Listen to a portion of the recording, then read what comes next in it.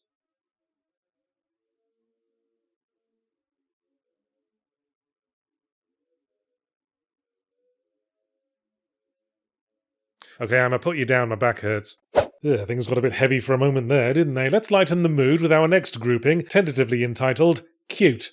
It's one of those times when the AAA publishers are all tuckered out from firing people and cleaning up that one bed they've been repeatedly shitting lately, so they have a bit of a sleep in their bed of shit, and the indies can have a chance to shine, and they certainly are shining right now as they stream out onto Steam like a glittering river of urine. But as I played another 5 pixel art cyberpunk traversal-focused Metroidvanias about someone with teal-coloured hair, my thoughts kept returning to an indie game I tried on my Wednesday stream a while back called Another Crab's Treasure. I was having trouble identifying my feelings towards it, but then it hit me. Oh yeah, enjoyment. I vaguely remember that. I enjoyed Another Crab's Treasure and I want to play it some more, so I did. And I'm going to do a proper review of Another Crab's Treasure, a name that going forward I shall shorten to Crabs. Crabs has really grown on me. I've been saying on social media, blimey, Crabs has really got me by the hairs. I've been saying to my wife, sorry we haven't had a chance to be intimate lately, darling. I'm just really struggling with Crabs. That and my advanced syphilis. Okay, I'm done with my early 90s too hot for TV late night stand-up bit. Let's talk about the game. Another Crab's Treasure is first and foremost a Souls-like, but astonishingly isn't about a grim dark fantasy world world creeping inexorably towards ruin and apocalypse, but about a cheerful cartoon undersea city of talking marine life, creeping inexorably towards ruin and apocalypse. We play as Krill, a timid little hermit crab in a tide pool, leading an idyllic life of hiding under rocks trying not to be delicious to seagulls, when an evil taxman takes his shell and he's forced to venture into the larger ocean, finding it mired in corruption, bureaucracy, and non-biodegradable commercial goods. We go through the usual dance of coming up with new names for the standard Souls-like trappings, the way Bloodborne basically just changed soul to blood with the Microsoft Word Find and Replace function. So instead of esters, it's kelp, instead of bonfires, it's purple shells, and instead of souls for buying things and leveling up, it's microplastics, which is both a fun gag and a timely environmental message. Part of what drew me to Crabs is the surprisingly witty writing and surprisingly cynical tone for a game about an adorable cartoon crab with a shrill, quavering voice like Ash Ketchum talking into a fan. On that subject, it's probably the most flamboyantly voice-acted indie game I've played in a while. Everyone's really got their Hanna-Barbera hats on. The first boss in particular, I have no idea how you could get a more genuinely furious-sounding performance out of an actor without spending the entire studio session stealing coins out of his wallet and flicking them at his bollocks. So that's one way to bypass my Souls-like fatigue, but the most surefire method is to really mix up the established mechanics. Most Souls-likes, for example, use that tiresome old parry mechanic of pressing the block button just as you get hit, but another Crab's Treasure has an original, interesting, sexy alternative wherein you release the block button just as you get hit. Steady on, another Crab's Treasure. The last time anyone innovated that much, they got burned at the stake for witchcraft. The core combat does have a very overt focus on blocking, if that weren't already obvious from the release parry thing, or the main character's status as a tiny, frightened sea animal whose main popular characteristic is their ability to hide under things. No shade, I'm just saying if you were bitten by a radioactive one, you wouldn't be fighting much crime, but you'd gain considerable insight into your neighbour's dustbins. And then there's the shell mechanic. As befits a hermit crab, you have the ability to grab any tin can, fast food container, or menstrual cup that's lying around and use it as a shell, each having different strengths and weaknesses and special attacks attached. The tin can is more durable but slows down your dodge roll, the menstrual cup is quicker but breaks more easily and will cause your restaurant to fail a government hygiene inspection, etc. What I like about the shell mechanic is that it boils down all that tiresome faffing about with equipment that was part of the Dark Souls experience. Ooh, could I put on some gauntlets and still get away with mid-rolling? Do these pauldrons bring out my sunken eye sockets? Whoops, need to jump over something, better strip down to my nasty underpants and try to remember which of my 17 pairs of trousers I left my car keys in. Here it's just one button press. Shell on, shell off. Like all great game mechanics, it knocks down multiple pins at once. It fits with the theme, encourages experimenting with gameplay styles, and adds a collectathon element for the psychos. Having said that, encouraging experimentation is all very well, but sooner or later the scientific process ends and you have to leave academia and get a real job. And a relatively short way into the game, I found a bit of old pipe with high defense and used it for basically the whole rest of the game. Might have been a mistake to let me insure my bit of old pipe for a small fee so I could respawn with it every time. Incidentally, the word respawn has suddenly become a lot more apropos, hasn't it? Because it turned the entire shell mechanic into a hollow,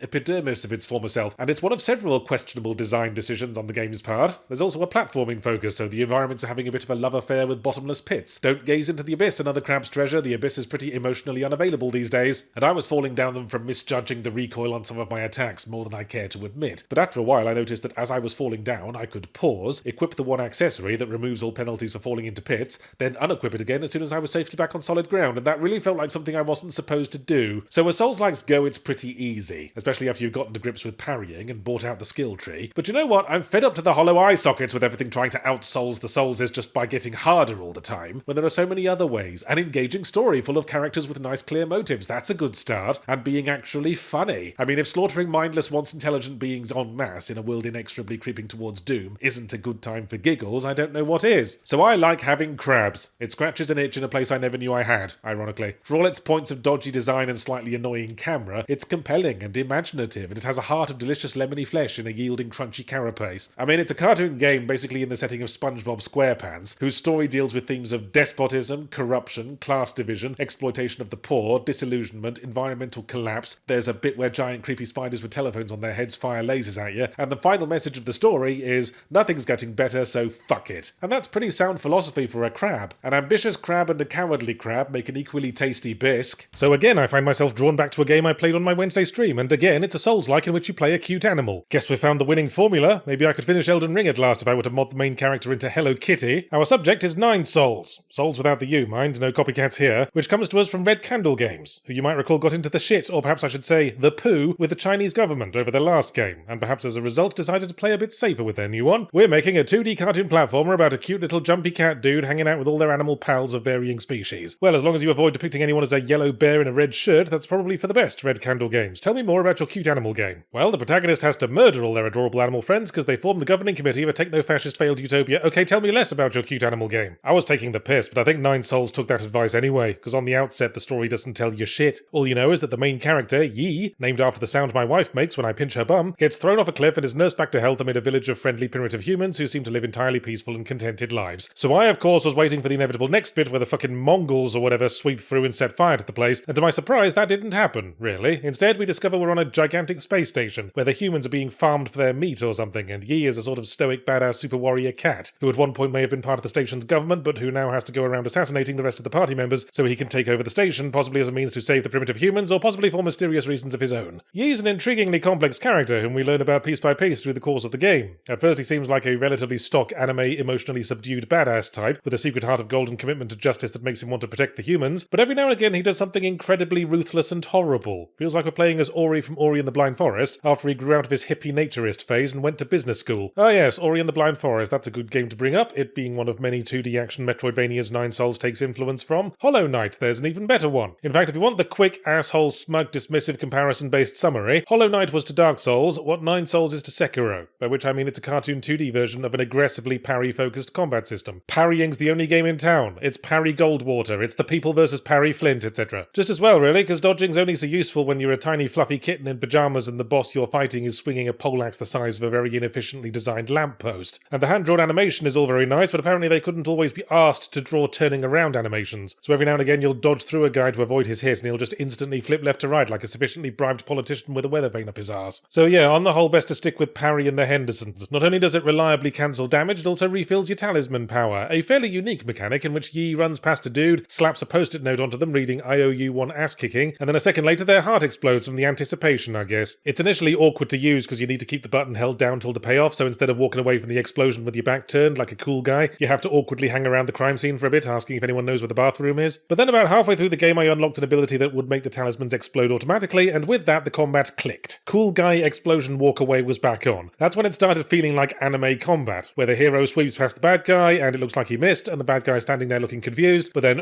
bad guy's head falls off while the hero's across the room feigning interest in a vending machine or whatever. So on the whole, the core combat works pretty well for me. The occasionally low frame rate of the animation fucks with the parry timing a bit, but nothing you can't learn to compensate for. Honestly, what kept it fun was much the same as what kept Another Crab's Treasure fun, that it wasn't as crushingly hard as many Souls-likes feels like they need to be these days. As I say, it did take time for the combat to fully click, but when it did, some of the fucking standard enemies were more of a challenge than some of the boss fights, because they'd jump out the bushes going, parry time, think fast, and I'd be like, fellas, I'm just trying to get to the bus stop. Having said that, there was a point towards the end where the boss fights did start extracting more than the regulation amount of piss, starting with the big teddy bear lady in the fucked up dream world setting that made me go, oh, I've just remembered these guys used to make surreal horror games, because this was where the bosses started pulling out the surprise second and third phases. One of my personal pet hates in Souls-likes. I mean, what's the fucking point of a health bar if emptying it doesn't mean you're finished? It's like finally paying off your student loans, and then the bank says, oh, sorry, there's another set of student loans we didn't tell you about, and these ones are bigger and you have to pay them off with your head stuck in a box of crabs. You really killed my good mood, asshole. I had a holiday booked. Alright, I've had my moan. There's no denying that Nine Souls kept pulling me back. For all its late game difficulty spikes and slightly awkward interface, the combat and exploration were stimulating enough, but I think the story was the main draw. I liked piecing together the fucked up background of this strange opulence that surrounded me, the hideous machinations of the boss characters masking their deeply flawed humanity, and I liked Yi. Mostly I liked playing a game along these lines where the main character is not a clueless musclehead or literal corpse being wound up and sent on a rampage at the behest of powers beyond their understanding. I liked that Yi had his own agenda we weren't sure of, opinions on things. I liked that he had a nice apartment set up in a cozy little corner of the map to underline that he has an investment in the future and isn't just Kratosing his way through powerful figures merely for revenge or nihilism, and that he lets a lost child live in his apartment who ends up becoming his main connection to humanity amid the horror and violence. Although we don't know if he does this purely out of altruism, or if there might be some less wholesome reason why a powerful figure with clearly very suppressed emotions should want to keep a beautiful hairless boy in their private rooms. I'm pretty sure it wasn't to swap Yu-Gi-Oh cards. Those of you who've been following me for a while, who own that mysterious van that's always parked outside, will know that I am presently a father to very young children who have to be settled down for bed every night, and since the patent office rejected my chloroform security blanket concept, I have to make do with reading them children's books. Oh yes, I've acquired a lot of opinions on children's books. I bet the bloke who wrote Harold and the Purple Crayon wasn't the one in charge of cleaning the playroom walls. And is it me, or is the central theme of the pout-pout fish that existential depression can be cured by being forcefully sexually assaulted? Perhaps this is why I was drawn to The Plucky Squire, a debut video game by a new indie studio centralising the concept of a children's picture book that comes to life, not to be confused with The Pluck Esquire, which is a video game about a lawyer who plays the ukulele. The fuck was that, Yards? Never mind. In universe, The Plucky Squire is a series of children's books about Jot, a squire in a generic children's fantasy world who could best be described with a word that means gutsy and tenacious in a slightly patronising way. One of of those really annoying children's books that will use up an entire double-page spread on like 3 words and a silhouette of a castle. And I'm not asking everything to be Where's Fucking Wally, but I just don't think that can be economically sound. The game opens with us exploring Jot's daily life in a top-down, very Zelda 1-esque sort of gameplay arrangement, very convincingly drawn in a nicely animated Ligne Claire sort of style, like a minimalist Tintin book. He goes about what promises to be a pretty bog-standard day in his life, gets up, gets sent on a quest by a good wizard with a severe disinclination to leave their house, kill about 19 goblins, and thwart the plans of the evil wizard. Thwart being a word used to describe what heroes do to the plans of evil wizards, and nothing else. But a wrench is thrown in the thwarting process when the evil wizard reveals that he's discovered they're living in a children's book in which he is destined to inevitably fail, and so in an effort to rewrite the book to render himself unthwartable, he casts Jot out of the book into the cluttered bedroom of the book's owner, where he becomes a slightly off-putting, fully 3D render of himself, like a minimalist Tintin movie. Can Jot use the various objects he finds while exploring the child's desk to return to the world of his book and more decisively thwart the— oh, he did that while I was talking. Yes, we return to the book almost immediately, but can now use the power to come and go from the book to solve puzzles by manipulating the pages and fiddling about with the words. So on one page there'll be some text saying a massive guard was blocking the way, and on another it'll say a tiny ant was pushing a crumb. So if you pull out and swap some of those words around, you can change the reality of the story and finally teach that arrogant crumb who's boss. That's what I might hesitantly call the core puzzle mechanic of Plucky Squire. There are others, about 300 of them to be precise, but more on that later. Plucky Squire is pretty visually impressive. That's probably why my computer sounds like it's having an asthma attack when I run it. The world of outside the book is nigh photorealistic, and the attention to detail on all the plant pots and crafting supplies is jolly impressive. It's like I've been shrunk down into a little ant and forced to navigate that one table in PT with all the pills and shit on it. The simplistic art of the children's book parts feels very authentically like something a hack artist would scribble out to meet the Christmas deadline, and the transition for 2D to 3D gameplay is nice and seamless. It's also very solidly written with some good gags, and it clearly took a leaf out of the Thomas Was Alone Stanley Parable Shawshank Redemption playbook, i.e. that very few narrative experiences can't be enhanced by the addition of a warm, reassuring narrator voice. Maybe if a Serbian film had been dubbed over by Morgan Freeman, all the baby rape would have been a lot less harrowing. All in all, it's very professionally put together. The Plucky Squire, I mean, not the baby rape. Gosh, thanks, Yachts! Well, don't get overexcited, Plucky Squire. You might spill something from that massively overloaded tray of game mechanics you've got there. And now we're getting to it. Let me be clear. Everything that comes from the premise of messing with a children's book to affect the story is great. Replacing words, tilting the book to slide objects around, leaving the book and going over to a Magic the Gathering card, to secure a bow, to bring back to the book,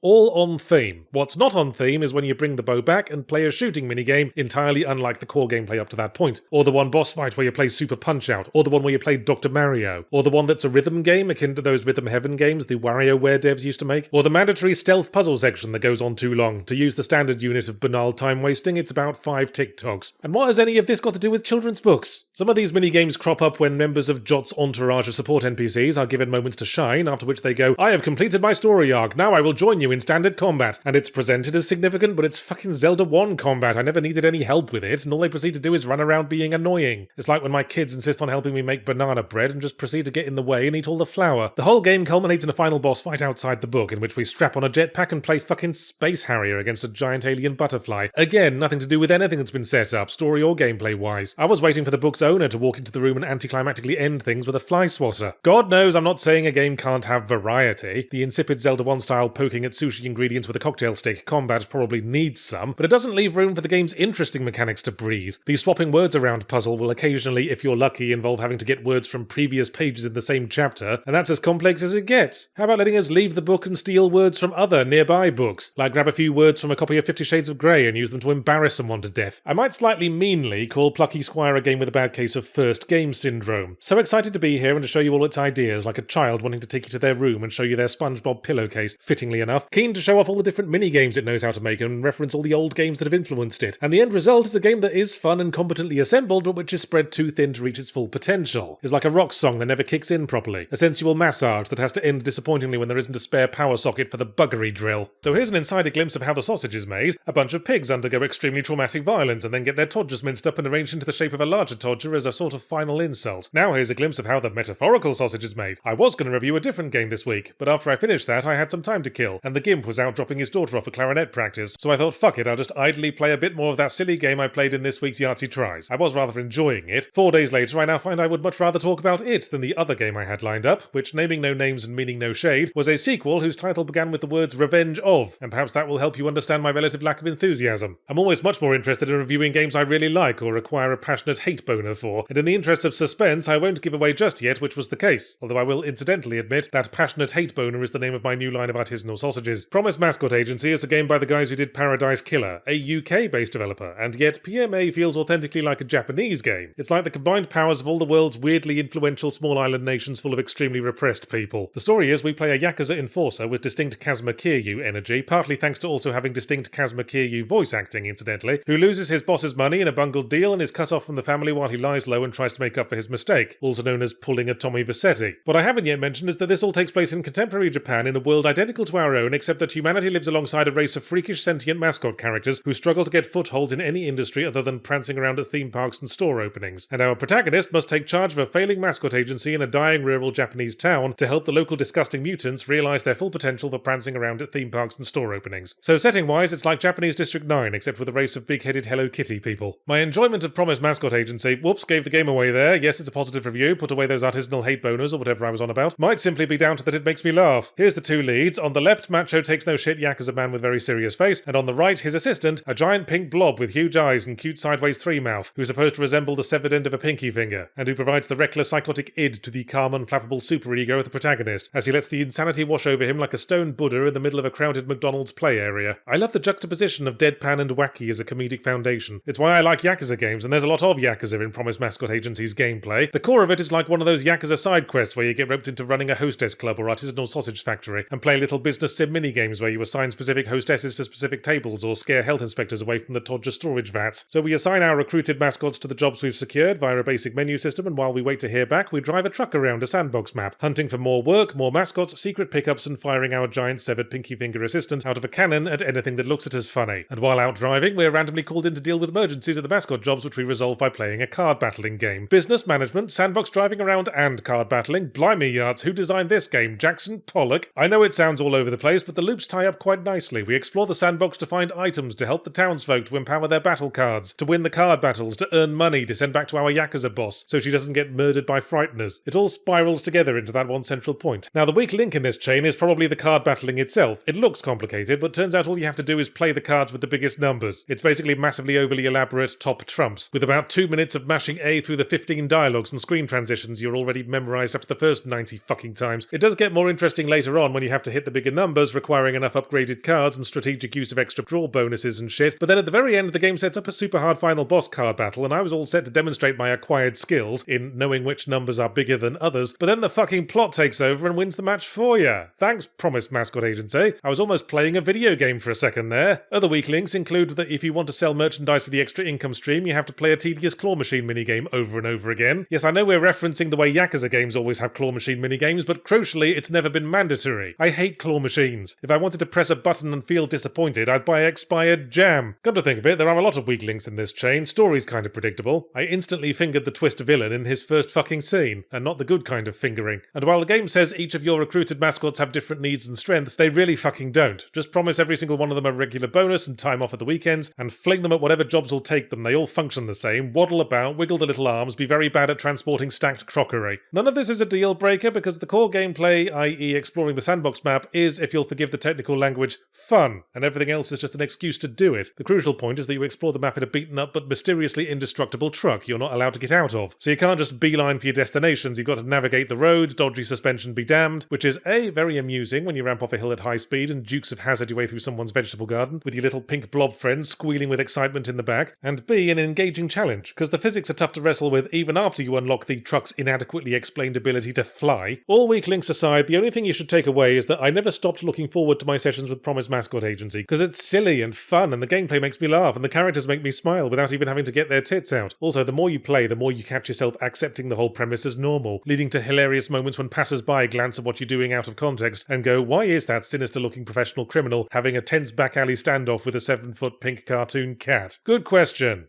Maybe he called him a pussy.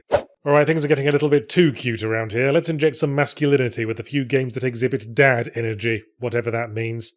Let's move on from being surprisingly disappointed by a familiar IP to being surprisingly impressed by an unfamiliar one. American Arcadia is a fairly short narrative indie game in which protagonist Trevor Hills, nebbish middle manager and boring twat, discovers that his entire life is a reality TV show being watched by the people outside the thinly disguised Disney World resort in which he dwells, and is forced to go on the run when he learns the powers that be are about to disappear him for not being interesting enough to watch. Certainly hits close to home for someone who makes a living on YouTube. American Arcadia is split between two protagonists and two gameplay styles, 2D cinematic platforming platforming as Trevor and a first-person puzzle adventure thingy as the person on the outside trying to help him. Interesting, but some might say the game doesn't make the most of its dual gameplay concept. There's one section where you have to guide Trevor on your monitor while simultaneously bluffing through an awkward conversation with management, and I wish there'd been more of that crossover stuff. At all other times it just switches back and forth. Some might also say the plot's hardly original, occupying the precise midpoint between The Truman Show, The Matrix, Westworld and Pleasantville. Some might also find it irritating that it does the Little Nightmares thing, where if you do anything but the precise sequence of actions intended by the narrative, then you get abruptly murdered like a horse with a suboptimal number of functioning legs. But on the other hand,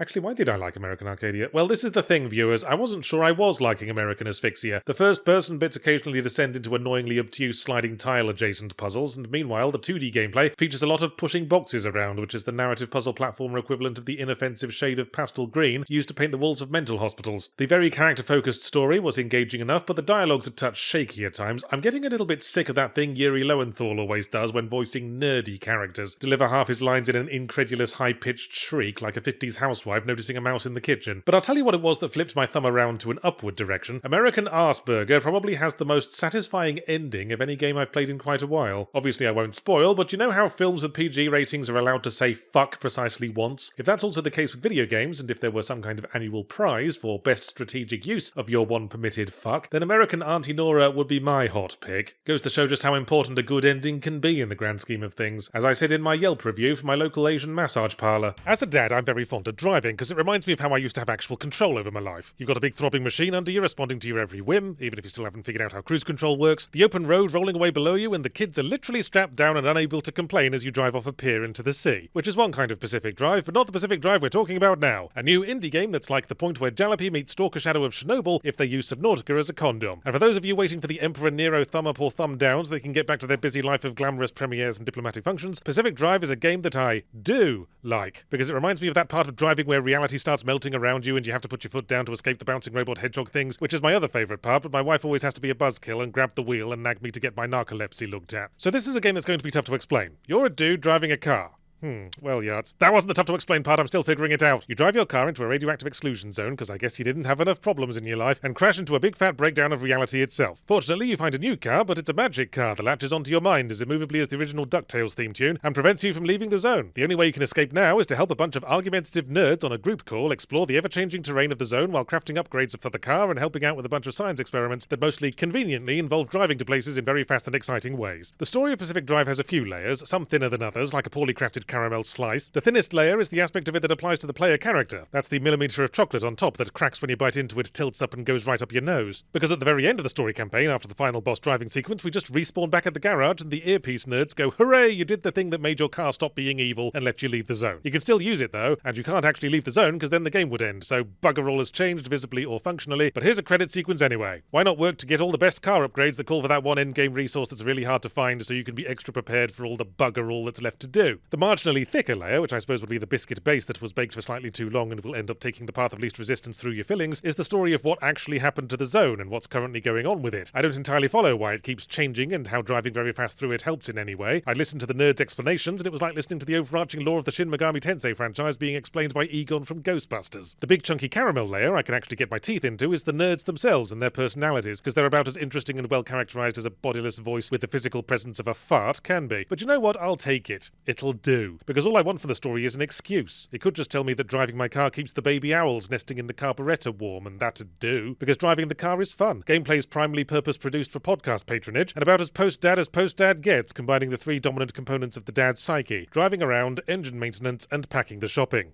Oh, and nuclear disasters. You head out into a randomly generated map, plan your route to the exit road, and enjoy a nice Sunday drive through the countryside, pausing at houses and parked trucks, and quietly weighing up if it's worth the effort to park, break in, and chainsaw all the electronics for parts like an extremely eager bailiff who didn't hear the instructions properly. Are you enjoying this nice relaxing drive, player? Certainly am, game. I just found a free spare bumper that I can fit in the trunk if I turn it sideways. Glad to hear it, because now we're going to the next area where the roads are littered with exploding electrified mannequins, stone pillars rain from the sky, and half the roads are flooded with lakes of radioactive baby puke. Well, I'd complain, but my doors just fell off, and I need to decide if I'm going to stop to glue them back on in the middle of this Costco parking lot full of giant pulsating gummy bear erections. See, it's the same blend of long chill-out periods broken up by sudden apocalyptic violence that sells Elite Dangerous, or the process of buggering every single animal in a zoo. I admire the way the game resisted the temptation to have combat to focus on testing your driving skill, although you do occasionally have to crowbar acidic hedgehogs off your bumper like dried snot off a shower wall. It's never not exciting when you decide to end your current shopping trip and have to floor it to the exit portal as reality begins to collapse, probably because it seems like you have less time than you actually do. A yellow ring appears on the map and starts shrinking, and the first time I realised I wasn't going to outrun it, I was about ready to brace myself for a vengeful recently buggered elephant experience, but then it went, oh no, I'm just the yellow ring, the red ring is the one that sodomizes you, he's coming next. But running away from me was pretty exciting up to now, huh? So in retrospect, it's not a hard game. I never once died or failed a single run, but it always felt like I was escaping by the last wrinkle of my foreskin, and that's what counts. Then in between runs, you fix up the car and prepare tools and supplies in your home base, but don't panic, the extent of the engine maintenance is as follows. Do you have an engine? Yes. All good. What you mainly do is scrounge up supplies to fix up all the beaten up doors and panels and craft a couple of upgrades, and there's this thing where your car acquires bizarre quirks, like the radio turns on when you go into park, or the windscreen wipers fall off when you rearrange your testicles, and if you can identify a quirk in a little detective game style drop-down interface, then you can fix it, which again feels a lot more involved than it is. Boy, this is the sort of game that could really delude you to thinking you're a competent person, huh, who knows how to drive well and maintain a car and stand up to those bullying robot hedgehogs. But what is video gaming if not one well-crafted delusion after another? Pacific Drive certainly is a just plain well-crafted combination of gameplay loops, core mechanics, and interesting enough story elements. Perhaps we might aspire to more than just interesting enough, but I'm not going to kick the armadillo out of bed just because the jellyfish might be next on the schedule. Nobody enjoys every kind of game universally. You'd be hard-pressed to find someone who equally enjoys playing Guitar Hero and, say, that weird DS game about touching underage girls. Okay, bad example. The point is, all game critics must necessarily specialise to a certain degree, and I guess one of the things I now specialise in is cleaning games.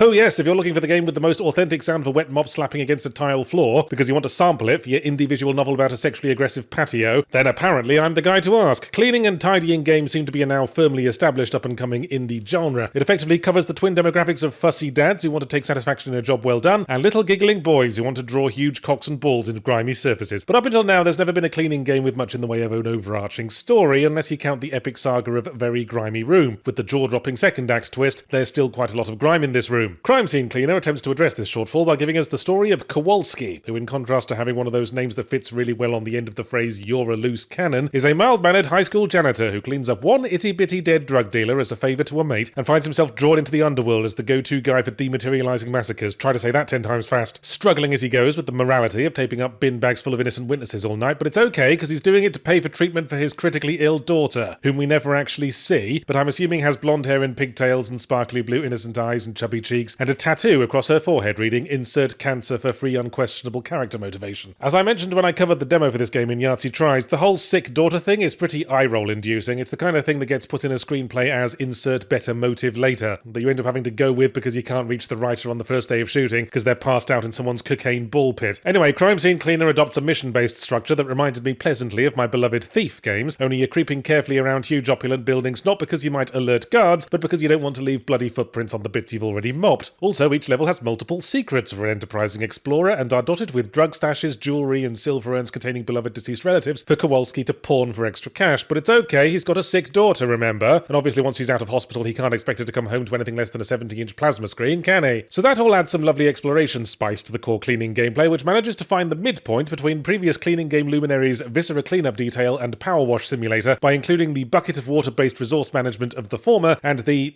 power washer of the latter. The power washer kind of sucks a big fat scrub daddy if you're not prepared to sink several missions worth of upgrade points into it. But what's a game supposed to do? Not have the inevitable fucking skill tree that means all your tools start out about as effective as a laundry pole with a Q-tip taped to the end? Even the fucking flashlight you have to unlock, and then you need to invest more points to give the battery a higher life expectancy than a 4-pack at an AA meeting. And the environments are usually pretty fucking dark, because you don't hoof corpses into your trunk at 11 in the morning, cheerfully nodding to the mailman as you pass. On the whole, I'd say the mop-slapping action doesn't have quite the satisfying visceral cleaning action that, Viscera Cleanup Detail had, but I admire Crime Scene Cleaner's greater depth of strategy. You have to figure out when a situation calls for a mop and when for the good old scrub daddy. Sure, the mop will make short work of the kitchen worktop, but the investigating officers might get weird about all the broken wine glasses. Is it better to clean first, or leave that until after you've rearranged the furniture? What combination of cleaning fluids most optimally meets the current requirements for strength, lastability, and providing an inexpensive mellow high when inhaled? I think it's fair to say Crime Scene Cleaner provides the most varied and sophisticated cleaning gameplay we've yet seen in the genre, and it's certainly worth a play to my fellow post-dad game enthusiasts. That said, said, for being the cleaning game that finally put some effort into the story, I wish it had put more effort into the story. The main character comes across as kind of a prick. How dare you, Yahtzee's got a sick daughter? Don't I fucking know? I bet he never shuts up about it when he's at a dinner party and brings the whole atmosphere down. The witty, sarcastic asides that made Garrett seem like a dry, cool badass make Kowalski seem like a passive-aggressive twat. He'll mutter under his breath about how naughty our boss was to murder all these innocent people but never actually consider not working for the guy. There's even a level where he cleans up the body of the friend who got him this gig in the first place, and that still doesn't give him pause for thought. Them's the breaks, he murmurs philosophically, as he struggles to close his trunk on the stiffening flesh of his only established ally, like it's a stubborn suitcase in an overhead bin. You want to know the dramatic conclusion to all this? Spoiler alert. After the final story mission, our gangland boss gets arrested, not because of anything we did, and Kowalski dramatically and heroically declares, probably gonna chuck in the crime scene cleaning now, not really into it.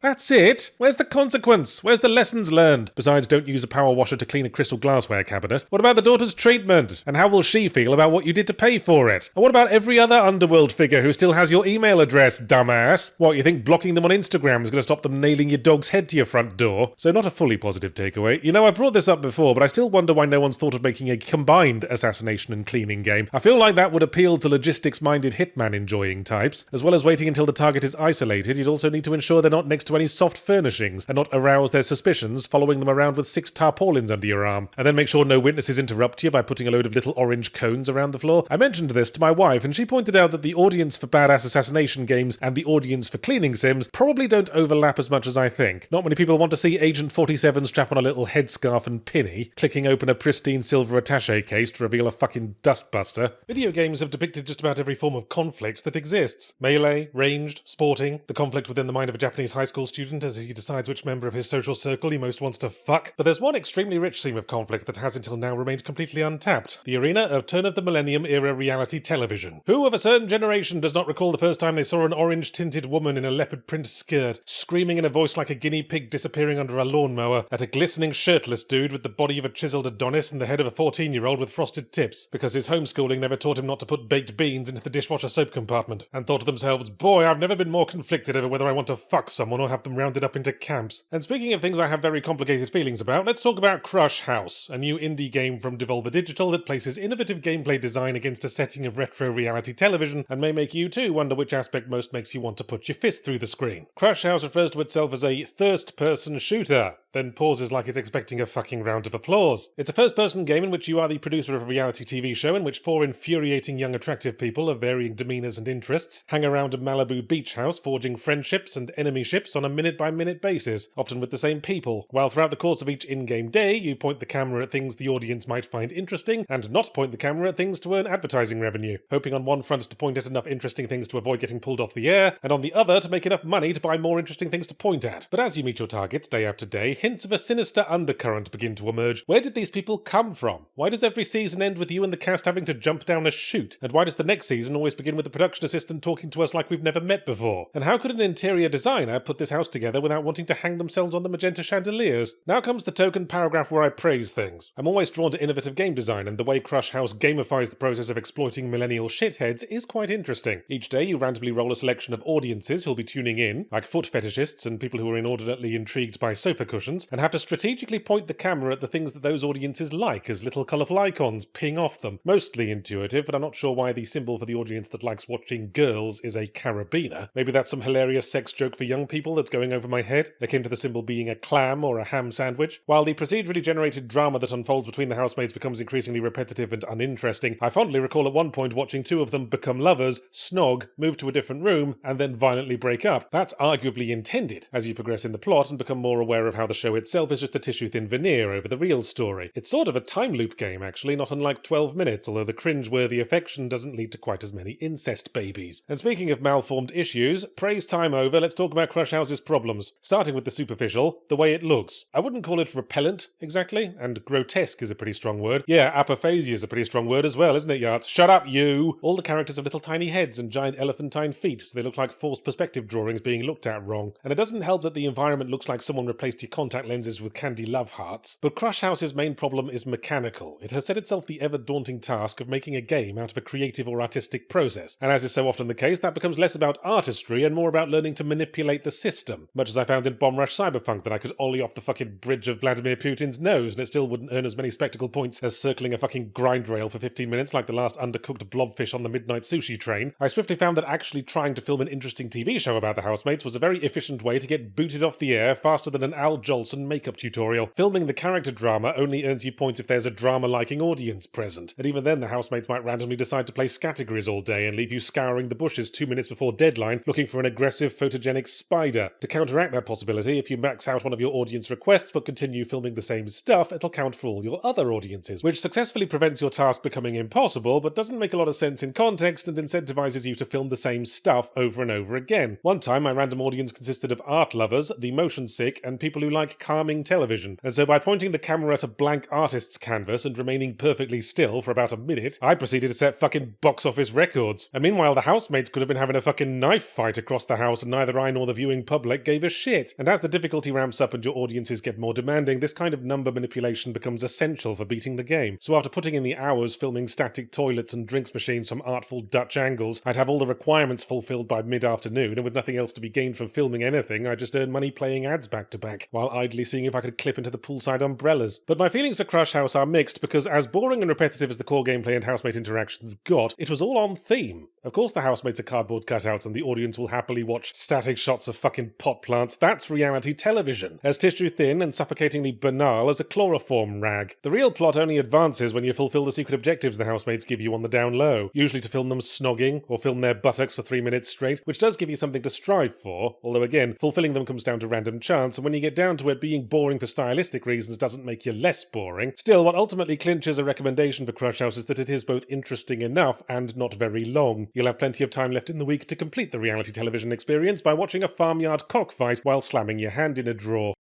Okay, I think enough time has passed that some people will have fallen asleep by now. Let's close out the video with some horror games and see if we can give them nightmares. Tee-hee-hee. So there's one more lingering issue from 2024. Well, I have a lot of lingering issues with 2024, but the one I can actually talk about without ramming a marlin spike into my eye socket is anomaly hunt games. It's become an interesting trend in indie horror games, so I thought it would be best to document it before a AAA game rips it off and pretends they invented it, in accordance with the usual pattern for such things. It's existed in a couple of larval forms for a while, but it's now emerged from the cocoon in a weirdly rigid format, like a butterfly stapled to a plank. I played 3 indie games last year that all had the exact same setup. You move through a small repeating environment, keep going forward if everything's the same as always, reverse direction if any shit has gotten fucky. Do that 8 to 10 times, no less than 8 and no more than 10. Apparently if you don't stick to the recipe everything just fucking collapses like a sourdough loaf, and you win. Then unlock an infinite mode where you have to find all the different anomalies. All 3 games very closely follow this formula, which finally bridges the gap between liminal space horror and spot the difference puzzle. We can probably thank PT for a lot of this, the playable teaser that ended up teasing us a lot more than it had originally intended, after which everyone went, wow, there's a real inherent creepiness to a 3-room environment endlessly repeating contrary to all sense from both a Euclidean and interior design standpoint. This is going to save us so much money on level designers, but now we must think of a core gameplay mechanic to make the most of it. PT's best idea was to have us make funny noises into the microphone and then a premature baby complained at us for 5 minutes. We need something better than that. How about shooting monsters with guns? Oh, fuck off, Resident Evil. That's your answer to everything. How about running away from monsters that insta-kill you if they catch you? And you fuck off as well, Bloober Team. Eventually someone stumbled upon Spot the Difference puzzles, and you know what? It really fucking works. Why? Because Spot the Difference puzzles inflict a sense of paranoia. They always did in me. I'd look at them and go, is that line supposed to be thicker in picture B, or was that a printing error? And why is that kangaroo looking at me? Does it know what I did? And what better mindset to be in for a creepy horror game? Giving us an organic gameplay reason to scrutinise all the tiny details of a room ideally positions us for scares, a lot more so than giving all the shelves a once-over for prominently glowing health kits and ammo packs. We stare at a painting going, wait, has this always had 3 horses in it, or did they add another? What do you think? And we turn to the guy next to us and see they've got blood running from their eye sockets and a second head growing out of their mouth that looks like Hitler. Of course, it's pretty fucking obvious there's an anomaly going on at that point, so there have to be some subtle ones as well to actually make it a challenge. And that's where things can get annoying. The first anomaly hunt game was the Exit 8. Actually, Yahtzee, technically elements of the anomaly hunt genre were first seen in— oh, fucking cork it! Cork it with a big floppy knob.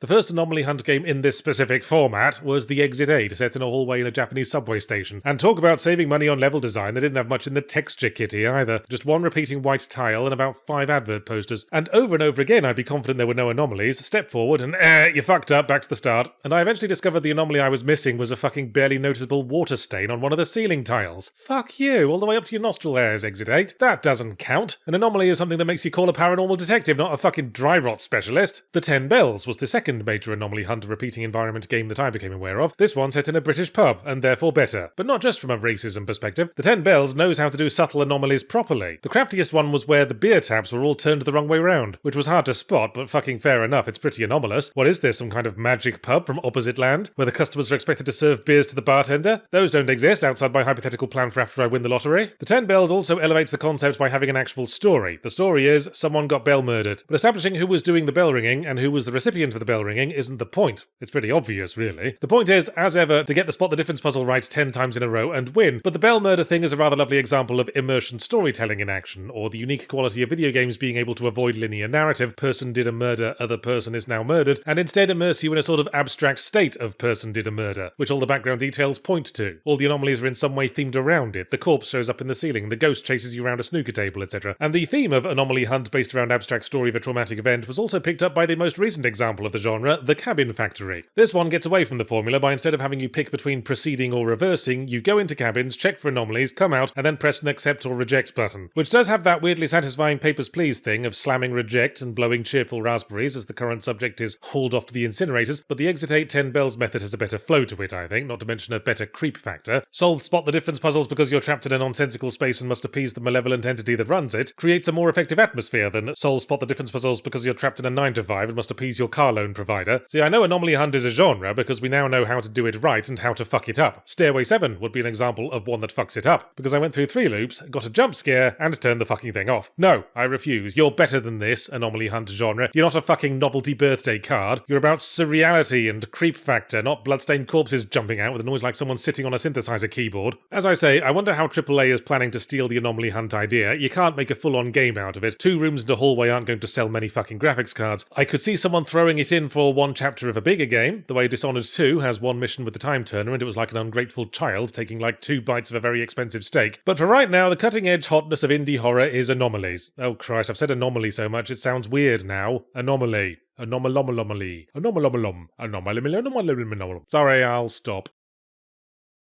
I worry that after last week when I set out to whittle all over Summer Game Fest and everybody's hopes and dreams for the future, that I let a little too much negativity slosh around in the whittle. I'm not a bitter antisocial person by nature, you know. I even left the house last year, and I think we'd all feel a little better if we took a moment to appreciate some of the positive things in life. It's a nice sunny day. I am in good health. Many of the people currently in control of the world have a decent chance of dying of old age in the near future. I have a lovely smile and a vaguely symmetrical face, which is not presently being stamped again and again into a concrete pavement. And you know why it isn't? Because I'm not playing Shadow of the fucking Erdtree and don't plan to. I still haven't gotten around to finishing base Elden Ring because of my ongoing Souls-like fatigue problem, but you know what? I'm sick of framing that like it's a failing on my part. Maybe I'm sick of proving myself to you over and over again from Software. Maybe if you're still judging me for not dodging away in a direction between 30 and 45 degrees between the 7th and 8th hit of Lord Flaily Arms of the Spaz Out Brigade's main combo, then you're the one who's the asshole. Positivity yards, don't forget. Oh yeah.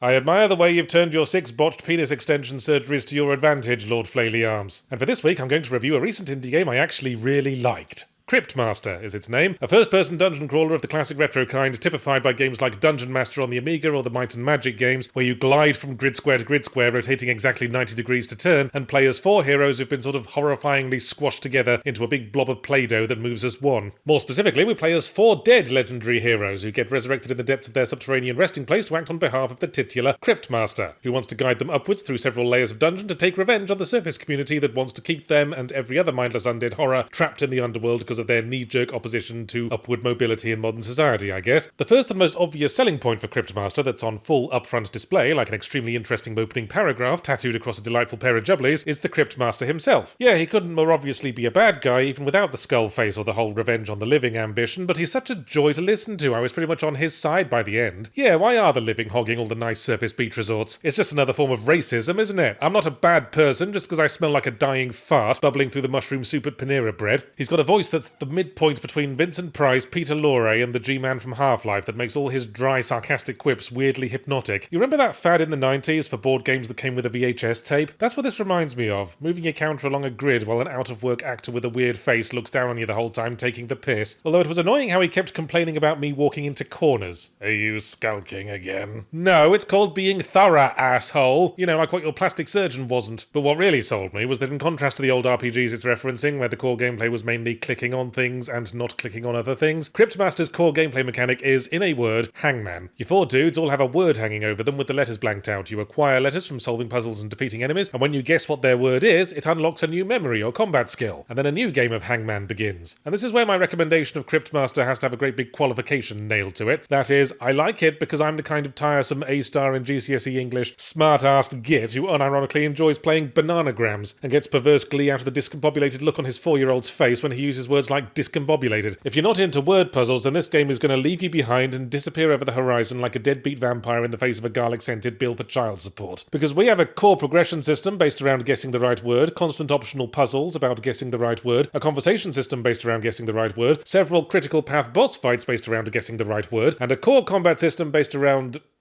typing things very fast? Yeah, this is where my second qualification flies across the room and beans Cryptmaster in the skull. I don't like the combat much. It's based around typing the commands you learned in the skill unlocking system to knock off enemy health points, stun them, buff yourselves, etc. But when literally every other game mechanic is word puzzles, this feels like a vicious, poorly trained dog adopted by a nice, gentle family made of bacon. It's less about vocabulary skills and more typing speed and desperately trying to remember which of the 19 different damage-dealing commands you've unlocked is both appropriate for the situation and doesn't contain the letter A, because you're fighting a dude with one of those motherfucking shields. Surely combat should have been about guessing the name of your opponent, filling in letters one by one. That's on theme, isn't it? Names are power. So mid-fight you can go, wait, your real name's Tarquin Boo Boo Kiss, and watch them die of shame. A shame it certainly is, especially since in contrast to the optional Final Fantasy-style collectible card game that, like all diegetic card games in RPGs, I immediately shunned like a leper clutching a Cards Against Humanity box, you can't avoid the combat, so there's that. And we're playing host to a few other members of the Gosh Wouldn't It Be Nice club. Gosh, wouldn't it be nice if you could have a map of the entire floor you're on and not just the current room? Gosh, wouldn't it be nice if the music didn't occasionally feel a little tortured and out of place, like a King Charles Spaniel in a tumble dryer? But for all that, there's enough to make me like Cryptmaster, hence my earlier usage of the words Cryptmaster is a game that I like, because most importantly, it's funny and clever and well written. Your interface for the game world is typing individual words. That's funny in context, because it's presented as much of a sentence your rotten undead brains can collectively string together. It's also explored from every possible angle as a gameplay mechanic, and it evokes lovely nostalgic memories of playing slightly dodgy text adventures and typing word after word to figure out what esoteric fucking rewording of press button the parser was looking for now. Well, not quite like that. It's downright impressive how many possible inputs Cryptmaster has accounted for. The voice actor must have burned through lozenges like an industrial furnace the number of words he recorded, on the off chance I'd type them. Why did you say bum biscuits? You know why. Now say it again, and tell me I'm pretty.